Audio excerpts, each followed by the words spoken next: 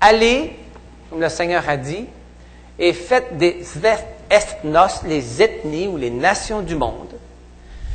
Faites de mes disciples. Allez, faites de ces personnes mes disciples. Baptisez-les et enseignez-leur. C'est ce que nous avons vu. C'est le bloc que nous retenons pour cette année et, qui sait, les années à venir. Mais si on me dit d'aller, je pose la question, mais pourquoi aller? Pourquoi est-ce que je devrais aller? Est-ce qu'il y a une raison? Et parmi ces nombreux enseignements à l'être humain, Dieu a dit ceci. Et on le retrouve à quelques parties, mais ceci dans Deutéronome 6:5.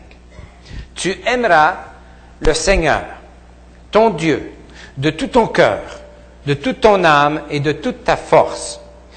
Puis, il lui a donné ce mandat à transmettre à sa famille et à son entourage. Et c'est ce que Dieu a transmis à son peuple.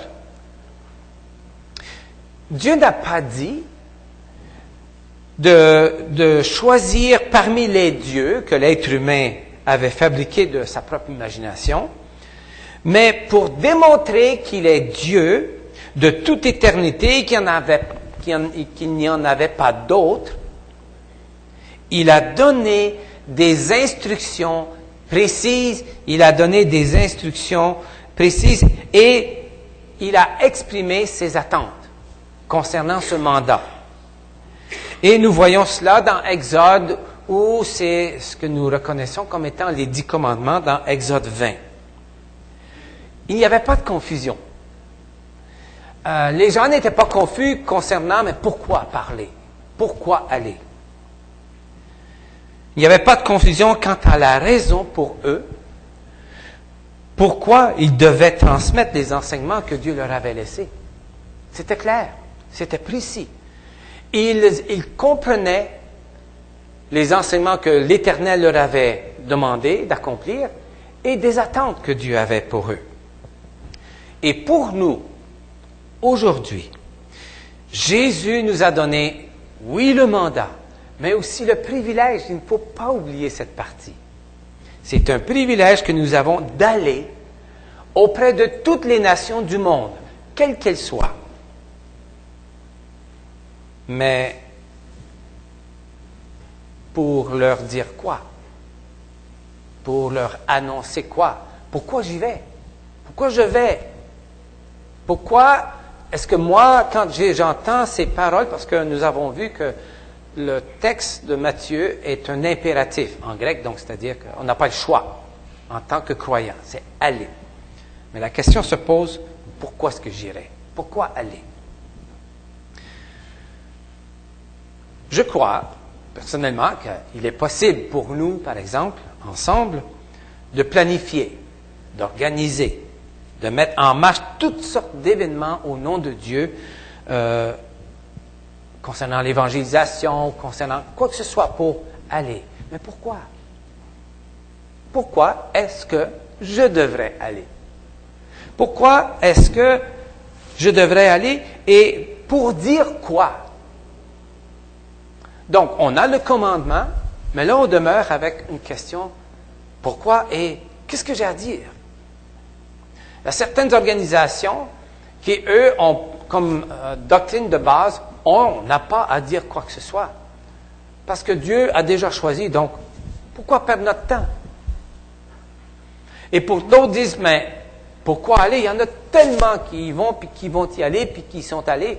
Alors pourquoi moi? Écoute, j'ai une vie à faire. J'ai une carrière à faire avancer. Pourquoi moi? Très rapidement, j'aimerais qu'on voit du déjà vu. J'aimerais qu'on voit à nouveau qu'est-ce qu'on a à dire et pourquoi aller. Et quand nous partageons, je crois fermement qu'il y a certaines bases qui nous sont laissées dans la parole de Dieu. Une première, c'est que notre origine vient d'un acte de Dieu. en tant qu'être humain, en tant que personne aujourd'hui, notre origine vient d'un acte de Dieu. On connaît Genèse, on connaît ce verset 26 du chapitre 1 qui dit « Dieu dit, faisons les êtres humains à notre image, selon notre ressemblance. » Et quand on connaît un petit peu la langue originale, l'hébreu, le mot est avant tout un collectif qui désigne le genre humain. Donc, qu'il soit mâle ou femelle, le mot hébreu va inclure le terme que nous avons comme mâle ou femelle. Donc, quand il dit « faisons les hommes selon certaines traductions ou les êtres humains », ce mot indique un collectif qui englobe tout le monde, qu'il soit homme ou femme. Et Jésus reprend cette affirmation dans Matthieu 19 lorsqu'il dit, il répond à une question, il dit « N'avez-vous pas lu que le Créateur, dès le commencement, les fit hommes et femmes? » Notre origine vient d'un acte de Dieu. Il y a une profonde confusion quant à notre identité si vous ne croyez pas à Dieu. Il y a une profonde confusion. Deuxièmement, notre origine a été façonnée d'une manière à nous différencier de l'animal. Je m'explique en disant l'animal, je veux dire la vache, le cheval, le chien, le chat, ce genre animal. C'est-à-dire tout être vivant qui se distingue de nous en tant qu'être humain. Dieu nous a créés avec des capacités intellectuelles, émotionnelles, psychologiques, qui font en sorte que nous pouvons prendre des décisions, de faire en sorte que nous pouvons faire des choix par un processus de réflexion, que nous pouvons planifier plus loin, à long terme, versus un geste, par exemple, qui est purement instinctif. Nous avons cette capacité.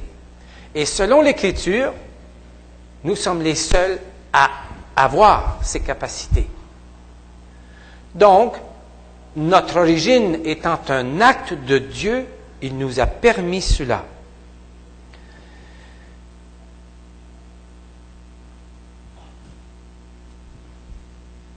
Il y a une profonde difficulté à comprendre notre présence sur la terre si nous ne croyons pas à notre origine qui émane d'un acte de Dieu. Il y a une profonde difficulté à comprendre notre présence ici si nous ne croyons pas que notre origine vient d'un acte de Dieu. Je suis conscient des enseignements que nous recevons dans nos institutions, cégep, secondaire, peu importe, les écoles, les cégeps et les universités. Je suis conscient de cela. Mais au fil des années, j'ai remarqué qu'avec toutes les théories existantes, il y a une profonde confusion quant à ma présence sur la terre. Mais ce que je remarque, c'est qu'on l'appelle toujours théorie, quelle qu'elle soit. C'est une théorie. C'est bien, j'aime bien m'informer des théories. Mais ce qui nous concerne, mais qu'est-ce que j'ai à dire? Si le Seigneur me dit d'aller, mais qu'est-ce que j'ai à dire? Et pourquoi aller, finalement? Si je ne crois pas à l'existence de Dieu, si je ne crois pas que mon origine est un acte de Dieu, il y a une profonde confusion. Donc, ça, c'était deuxièmement. Troisièmement, par cette création ou par cet acte de Dieu, L'être humain a choisi, il a choisi de ne pas se conformer à ce que Dieu voulait. Et il a choisi et il a décidé de se rebeller. Dieu avait donné des consignes claires, précises. Il n'y avait aucune confusion dans ce jardin. Tu pourras manger de tous les arbres du jardin. Est-ce que c'est assez clair? C'est tout à fait clair. Il n'y a pas de confusion. Mais tu ne mangeras pas de l'arbre de la connaissance de ce qui est bon ou mauvais, car le jour où tu en mangeras, tu mourras. Aucune confusion quant à l'ordre de Dieu. Mais souvent la question m'est posée, mais pourquoi Dieu a-t-il mis cela? Bien, pour nous distinguer du chien et du chat. Création à son image, il fallait cela. Dieu devait respecter ce qu'il est dans son acte de création envers nous. Et quand nous lisons qu'il nous a créés à son image et à sa ressemblance, voilà le noyau de la raison. Capable de poser un geste, capable de choisir. Et c'est ce que nous sommes jusqu'à aujourd'hui. Nous avons cette capacité intellectuelle, psychologique, émotionnelle, peu importe, de choisir et de poser un geste qu'on ne peut pas dire « c'est pas de ma faute ». Sinon, je ne suis pas un acte de Dieu dans ce sens. Mais qu'est-ce que j'ai à dire? Il faut que je comprenne, il faut au moins que j'ai une compréhension minimale de qui je suis en tant qu'être humain. La raison de cet interdit est de nous différencier, de nous mettre dans une catégorie à part et unique. Nous avons le privilège et la liberté de choisir. Nous avons la possibilité de distinguer de ce qui est bien et de ce qui est mal. Nous sommes le résultat d'un acte créateur de Dieu. Et quand Jésus nous dit d'aller, mais c'est ce que je suis, ma personne, moi, l'être humain, avec toutes ses capacités, peu importe ce qu'on a pu nous enseigner, et si, moi je dis que pour les étudiants et les étudiantes peuvent exprimer leur compréhension d'une théorie, mais sans nécessairement l'accepter.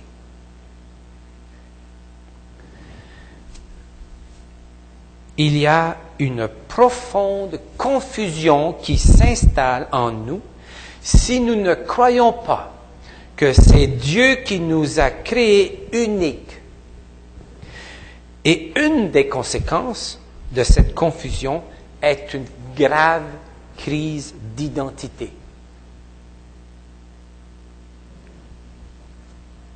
Quatrièmement, Dieu a décidé de ne pas nous anéantir, mais plutôt de pourvoir à un moyen afin de rétablir ce que nous avons détruit. Ce n'est pas ce que nous avons perdu, c'est que nous l'avons détruit, donc nous l'avons perdu. Dieu a décidé au tout début de ne pas nous anéantir, de nous éliminer.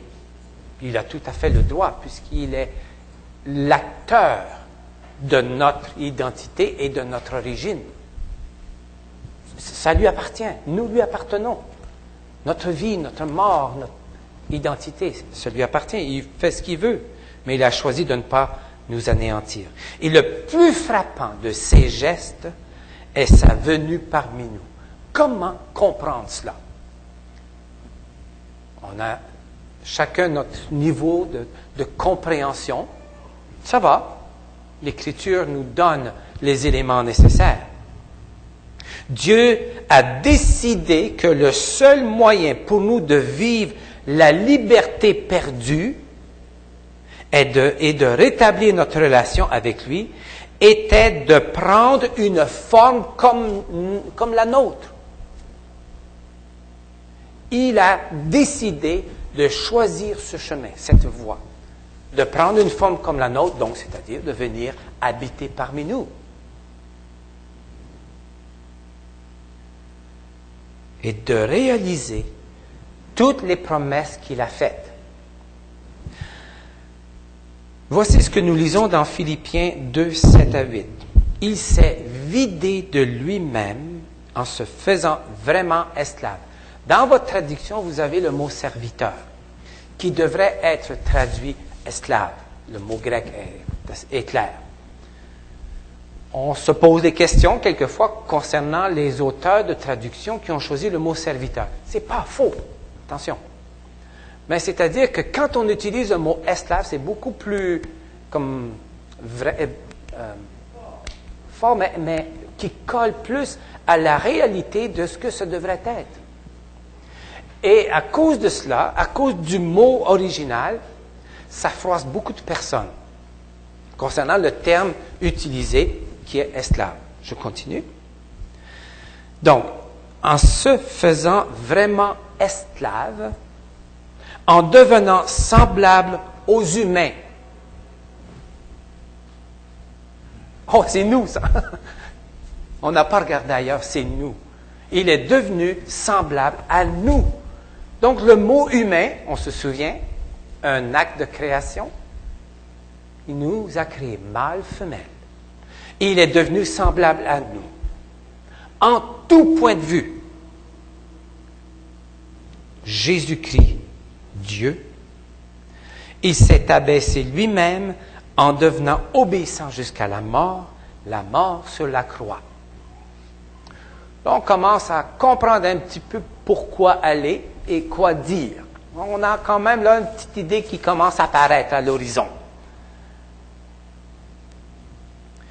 Nous avons un message révélateur à transmettre et le temps presse pour que nous allions auprès de toutes les nations du monde ou les ethnies afin qu'ils sachent qui est Jésus et ce qu'il a accompli pour nous. Mais comme nous avons lu dans Romains, mais qui va aller s'ils ne sont pas appelés? Jésus nous a appelés. Il n'y a pas de confusion. Aucune confusion quant au message de Jésus pour nous. Et dernièrement, ce que Dieu demande de nous est d'accepter humblement ce qu'il a fait pour nous libérer et de nous donner la vie nouvelle. Bien entendu, nous connaissons les paroles que Jésus a dit à un homme, « Il faut que tu naisses de nouveau. » Nicodème, il faut naître à nouveau. Et un peu plus loin, dans la lettre de Paul aux Galates, il dit, qu'est-ce que c'est que toutes ces affaires de la loi? Mais il dit, ce qui importe, vraiment, ce qui importe, c'est d'être une nouvelle création. Voilà ce qui importe. Donc, nous, on se retrouve sur la terre avec le commandement de Dieu d'aller on commence à avoir vraiment un message clair, sans confusion, que nous devons aller. Pourquoi aller? Mais à cause de cela. Pour apporter à nos semblables le message que Jésus a tout fait pour les libérer de ce qui les tient captifs, esclaves, pour les rendre esclaves de Jésus-Christ. Et c'est là la vraie liberté. Mais il faut faire la part des choses. Parce que c'est le mot qui est utilisé. Et cela veut dire, c'est notre appartenance. Ça pourrait être un synonyme. Notre appartenance à Jésus-Christ. Nous avons un message d'espoir. Nous avons un message transformateur. Vraiment révolutionnaire. Qui permettra à l'être humain la possibilité d'être libéré du péché et d'être réconcilié avec Dieu. Pourquoi aller? Parce que nous avons un message à apporter et une merveilleuse nouvelle à annoncer.